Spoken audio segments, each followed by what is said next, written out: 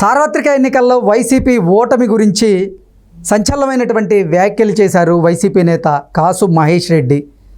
జగన్మోహన్ రెడ్డి పాలనలో నాసి రకం మద్యం అమ్మకాలు జరగడం వల్లే వైసీపీ అధికారాన్ని కోల్పోవాల్సి వచ్చిందని, దానితో పాటుగా కొంతమంది వైసీపీ నేతలు బూతులతో రెచ్చిపోయిన నేపథ్యంలోనే వైసీపీ ఓడిపోవాల్సి వచ్చింది అంటూ కొడాలి నాని గారు, రోజా గారు, అలాగే వల్లభనేని వంశీ వీరు బూతులతో ప్రతిపక్షాలను విమర్శించడం వల్లే వైసీపీకి ఈనాడు ఈ పరిస్థితి వచ్చింది అంటూ కాసు మహేష్ రెడ్డి కొన్ని వ్యాఖ్యలు చేసినటువంటి నేపథ్యంలో ఈ అంశం మీద మనం విశ్లేషణ చేసుకునేటువంటి ప్రయత్నం చేద్దాం. ప్రస్తుతం మనతో పాటు ఉన్నారు ప్రముఖ రాజకీయ విశ్లేషకులు, ప్రముఖ సీనియర్ జర్నలిస్ట్ మండవ దుర్గాకుమార్ గారు. ఆయనతో మాట్లాడదాం.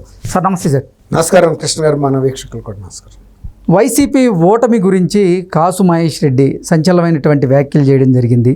జగన్మోహన్ రెడ్డి పాలనలో నాసి రకం మద్యం అమ్మడం వల్లే వైసీపీ అధికారాన్ని కోల్పోవాల్సి వచ్చింది అని, అలాగే కొంతమంది వైసీపీ నేతలు అప్పుడు ప్రతిపక్షాల మీద బూతులతో విమర్శలు చేయడం వల్లే వైసీపీకి ఈ దుస్థితి పట్టింది అంటూ కాసు మహేష్ రెడ్డి సంచలనమైనటువంటి వ్యాఖ్యలు చేశారు.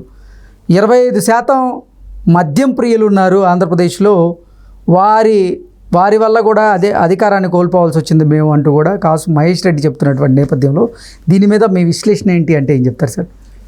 నేనైతే కాసు మహేష్ రెడ్డి లాంటి ఒక యువ నాయకుడు ఈ మాటలు గతంలో మాట్లాడితే ఒక విలువ ఉండేది, ఇప్పుడు మాట్లాడటం వలన అది అవమానకరమైన పరిస్థితి. అందులో ఆయన వచ్చిన కుటుంబం కాసు బ్రహ్మానంద రెడ్డి గారి వారసుడు.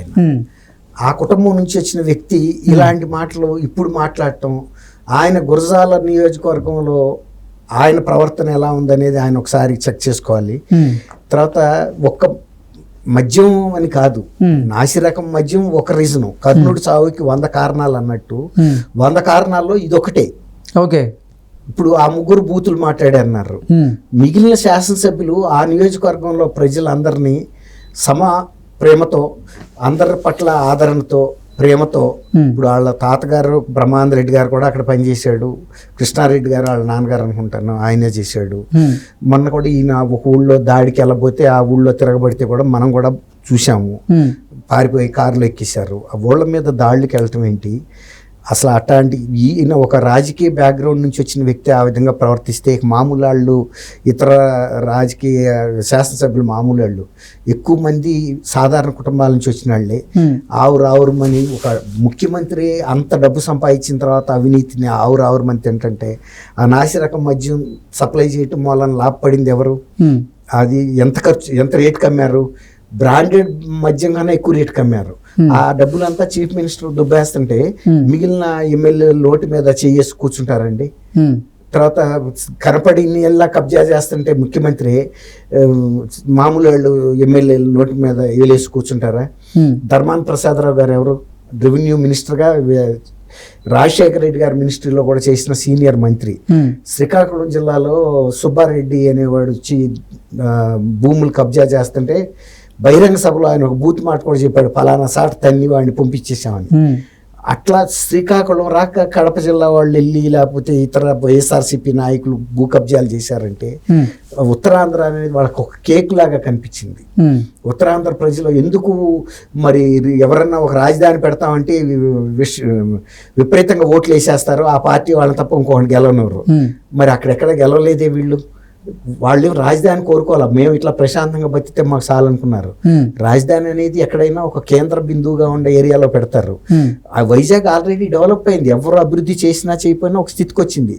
వాళ్ళు శాంతి కాముకులు, వాళ్ళేం ఫ్యాక్షన్ పర్సన్స్ కాదు, భూ కబ్జాలు చేసేవాళ్ళే కాదు, వాళ్ళు వంశపారంపర్యంగా వచ్చిన వాళ్ళు ప్రశాంతంగా అనుభవించి ఆస్వాదించే వాళ్ళే తప్ప పక్కన దుబ్బేద్దామనే ఆలోచన వాళ్ళకు ఉండదు. అట్లాంటి సాట్ల కూడా వీళ్ళు వెళ్ళి భూ కబ్జాలు చేస్తే అవన్నీ వీళ్ళందరూ శాసనసభలో కూర్చుని ఆడ మనుషుల గురించి అసభ్యమైన అనూహ్యమైనటువంటి వ్యాఖ్యలు చేస్తుంటే కూర్చున్న వ్యక్తులు ఆ రోజు ఈయన కాసు మహేష్ రెడ్డి గారు సభలో లేడా? మాట్లాడలేడా? ఇవాళ ఏంటి మాట్లాడేది? ఇవాళ ఎవడైనా మాట్లాడతాడు. చచ్చిపోయిన పులి దగ్గరికి వెళ్ళి ఫోటోలు దిగటం గొప్పదనం కాదు. పులిని చంపినాడు గొప్పాడు, పులిని ఎదుర్కొన్నాడు గొప్పాడు. వాడి గురించి చెప్పుకుంటారు తప్ప పులి చచ్చిపోయిన తర్వాత 1000 మంది వచ్చి ఫోటోలు దిగెళ్తారు, లక్షల మంది. ఇప్పుడు ఈయన చెప్పింది కూడా అట్లాగే ఉంది. అసలు ఆడు ఎగిరిపోయిన తర్వాత ఇప్పుడు ఎందుకు నువ్వు మాట్లాడేది, ఏం ఉపయోగం ఉంది? ఆ శాసనసభలో ఆ రోజు నీ వ్యక్తిత్వాన్ని నువ్వు నిలుపుకోవాల్సింది. ఆ రోజు సజ్జల రామకృష్ణారెడ్డికి నువ్వు విజయసాయి రెడ్డి, ఎంత సజ్జల రామకృష్ణారెడ్డి విజయసాయి రెడ్డి ఆయన కింద బృచ్చులు, జగన్మోహన్ రెడ్డి కింద మోచేతి కింద నీళ్లు తాగేవాళ్ళు. వాళ్ళు చెప్తే ఆయన వింటాడా? నువ్వు ఒక శాసనసభ్యుడు, నువ్వు వెళ్ళి చెప్పాలి. లేకపోతే మీరు ఒక 10 మంది నువ్వు జిల్లాలో వెళ్ళి చెప్పాలి. లేదు ఇవాళ మాట్లాడినట్టు బహిరంగంగా మాట్లాడాల్సింది. మహా అయితే నీకు టికెట్ ఇవ్వడం, ఇవ్వకపోతే పోయేదేముంది? ఇట్లాంటి అసమర్థ ముఖ్యమంత్రుల కింద టికెట్ తీసుకుని పోటీ చేసే కంటే పోటీ చేయకపోతే ఒక వీరుడిగా మిగిలేవాడు. ఇప్పుడు వచ్చి మాట్లాడటం కన్నా నాకు టికెట్ ఇవ్వకపోయినా పర్వాలేదు, నువ్వు చేస్తుంది తప్పుడు పరిపాలన, అది నేను ఇప్పుడే ఖండిస్తున్నాను. టిక్కెట్ల కోసం మేము తల ఉంచి నువ్వు చేసిన తప్పులన్నిటికీ మేము గులాంలాగా ఉండం చెప్పాల్సిన ఫ్యామిలీ నుంచి వచ్చిన వ్యక్తి అతను. ఇవాళ చెప్పడం నాకు విచిత్రంగా అనిపిస్తుంది. ఒక వీరుడి కుటుంబం నుంచి వచ్చినాడు, ఒక పిరికి పందలాగా మాట్లాడొద్దు. ఎందుకంటే మా దివితాలుగా కూడా ఫ్యాక్షన్ విలేజెస్, మా వాళ్ళు ఇట్లాంటి మాటలు ఎప్పుడు మాట్లాడరు. తల తెగి కింద పడుతున్నా సరే వాస్తవాలే మాట్లాడతారు, ముందుకే వెళ్తారు. మా ఎమ్మెల్యేల గురించి వాళ్ళకి మేము గర్వంగా చెప్పుకుంటాం. నాకు సల్లపల్లి రాజయ్య గారి దగ్గర నుంచి నాకు ఊహ ఉంది. మా ఎమ్మెల్యేలు ఎప్పుడు కరప్షన్ చేయలే, ఎప్పుడు ఇవాళ వరకు కూడా. ఇవాళ మండల బుద్ధప్రసాద్ గారు మా ఎమ్మెల్యే, మేము గర్వంగా చెప్పుకుంటాం. మా నియోజకవర్గంలో ఏ ఎమ్మెల్యే కూడా ఇంతకాలంలో తప్పు దోవలో నడవల. ఆ గడ్డ విశిష్టత అలాంటిది. ఈయన కూడా అట్లాంటి గడ్డలో పుట్టిన వ్యక్తి. ఈ మాటలు మాట్లాడుతుంటే మా బలాంటి వాళ్ళు మేము ఆస్వాదిస్తలేం. వాళ్ళ తాతగారు నా చిన్నప్పుడు ముఖ్యమంత్రి. రోజా గారు, కొడాల నాని గారు, అలాగే వల్లభనేని వంశీ గారు బూతులతో అప్పటి ప్రతిపక్షాలను విమర్శించడం వల్లే వైసీపీకి తీవ్ర నష్టం వచ్చిందని, వైసీపీ పరువు పోవాల్సిన పరిస్థితికి వచ్చింది అంటూ ఆయన కొన్ని వ్యాఖ్యలు చేశారు. అది కూడా ఇప్పుడు ఇంతకు ముందు తరహాలోగానే ఉందండి. ఆ ముగ్గురు మాట్లాడుతుంటే మిగిలిన ఎంతమంది లేరు? వాళ్ళు ఎందుకు ఖండించలేదు ముగ్గురిని? ఆ ముగ్గురు కాదు, చాలా మంది అట్లాంటి వాళ్ళు ఉన్నారంట వైసీపీలో. అందుకే వీళ్ళంతా ఓడిపోయారు. ఆ రకం కాదు, ఇంకొక రకం. అందరూ అదే క్యాడరు. మంచి క్యాడర్ ఆడేవాడు లేడు. ఎందుకంటే మంచి క్యాడర్ ఉన్నా కూడా 10 మంది చెడ్డాళ్ళలో ఒక మంచి ఆడిని కలిపినా కూడా వాడు కూడా చచ్చినట్టు చెడ్డ పనులు చేయాల్సిందే. అట్లాగే ఒక చెడ్డ ఆయన మంచి వాళ్ళతో చేస్తే మంచి పనులు చేస్తాడు. రోజు పొద్దున్నే సంధ్యావందనం చేస్తుంటే 10 రోజులు చేయకపోయినా 11వ రోజుకి ఏం చేస్తాడు. మటర్లు చేసేవాడి దగ్గరికి వెళ్ళి వేద పండితుడిని తీసుకెళ్తే వాళ్ళ వెనకాల కత్తులు కర్రలు పట్టుకుని వీడు కూడా వెళ్తాడు. తప్పదు కదా, 10 మంది వెళ్తుంటే వీడేం చేస్తాడు. అట్లాగే ఇవాళ ఆ ముగ్గురు గురించి చెప్పడం కూడా, అది ఈయన మహేష్ రెడ్డి లాంటి వ్యక్తి చెప్పడం కరెక్ట్ కాదు. ఆ రోజు ఖండించి ఉండాల్సింది సభలో. అంటే అసలు చెవులు లేవా, కళ్ళు లేవా, మీకు జ్ఞానం లేదా? ఇవాళ మాట్లాడేది జనం అందరూ చీకొట్టారు, సామాన్య జనం. అదే కనుక గెలుచుంటే ఈ మాటలని బయటకు వచ్చాయి. ఇవాళ జగన్మోహన్ రెడ్డి వ్యతిరేకంగా మాట్లాడేవాళ్ళు. అంటే వైసీపీ అసలు అధికారాన్ని కోల్పోయిన తర్వాతే వైసీపీ నేతలు ఒక్కొక్కరుగా వచ్చి అసలు ఓటమికి కారణాలు రకరకాలుగా చెబుతూ ఉన్నారు. కొంతమంది ఏమో జగన్మోహన్ రెడ్డి తీసుకున్నటువంటి నిర్ణయాలు, జగన్మోహన్ రెడ్డి విధి విధానాలు అంటూ కొంతమంది చెప్తుంటే, కొంతమంది వాలంటీర్లు అని చెప్తున్నారు, కొంతమంది ఏమో ఐప్యాక్ అని చెప్తున్నారు, కొంతమంది మద్యపానం వల్ల అని కొంతమంది చెప్తున్నారు. ఇలా రకరకాలుగా వైకాపా నాయకులు బయటకు వచ్చి చెప్తున్నారు. ఆత్మక విమర్శ చేసుకోవాలండి ప్రతి ఎమ్మెల్యే కూడా. ఇప్పుడు పని ఆడి చెడ్డాడే జగన్మోహన్ రెడ్డి అనేవాడు. వీళ్ళకి కనుక మంచి ఎమ్మెల్యేలు అయితే గెలవాలి కదండి ఆ నియోజకవర్గంలో. మీ మీద ఏం అభిప్రాయం ఉందనేది వీళ్ళు ఎందుకు చేస్తారు? అందరూ అదే బడిలో ఉన్నారండి. ఇవాళ వచ్చి చెప్పడం ఏంటండి? వాళ్ళందరూ కూడా ఇప్పుడు ఆవు చేలో మేస్తే దూడగట్టును మేస్తా అని ముఖ్యమంత్రి అలాంటి కరప్ట్ పనుల కోసమే ఆయన ఒక్కసారి అడిగింది కూడా కేవలం దోసుకు తింటానికి అనేది అర్థమైపోయింది కదా. కిందసారి ఏమీ చేయనప్పుడు 151 సీట్లు ఇచ్చినప్పుడు 5 సంవత్సరాల్లో మంచి పనులే చేయాలి ఏ ప్రభుత్వం అయినా. అన్నం తినే ప్రభుత్వం చేస్తే 175కి 178 సీట్లు గెలవాలి. ఆయన ఎవరో సీమరాజా చెబుతున్నట్టు. మరి 11 స్థానాలు గెలవటం ఏంటి? అది కూడా ముఖ్యమంత్రి గెలుస్తాడన్న భయానికి పులివెందులు వేశారు. కానీ అసలు ఓడిపోతాడని ముందు గనక లోక్సభ ఎలక్షన్ లో జరిగి తర్వాత అసెంబ్లీ జరుగుంటే గనక ఆ స్వీప్ తెలిసిపోయేది.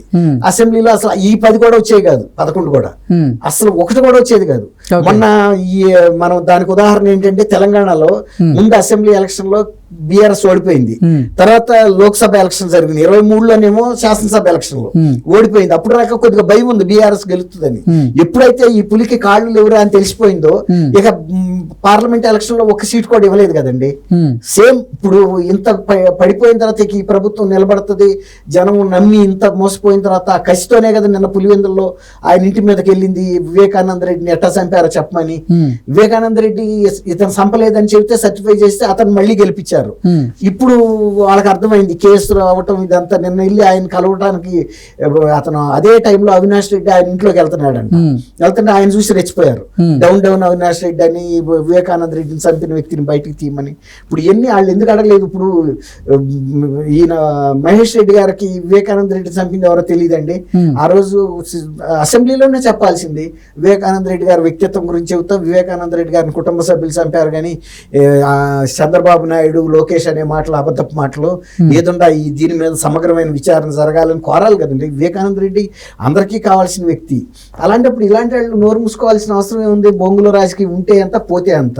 ఎమ్మెల్యే ఇప్పుడు తనకుండా వ్యక్తిత్వానికి ఇవాళ వచ్చి మాట్లాడటం అనేది రాష్ట్రంలో ఎవరు కూడా ఇట్లాంటి వాళ్ళని ఇవి నియోజకవర్గం గురజాల ప్రజలు కూడా అప్రిషియేట్ చేయడని నేను అనుకుంటున్నా. Okay sir. ఎందుకంటే గురజాల అనేది ఫ్యాక్షనే కానీ ఒక పౌరుషం గలగడ్డ. అది వీరులను ప్రొడ్యూస్ చేసింది. ఇప్పుడు అతను శ్రీనివాసరావు ఉన్నాడు, ఆయన అనేక పోరాటాలు ఎదుర్కొన్నాడు. ఈయన కూడా అట్లా మాట్లాడాలి, కొంచెం మగతనంగా ఉండాలి. Okay sir, thank you so much. నమస్కారం కృష్ణ గారు.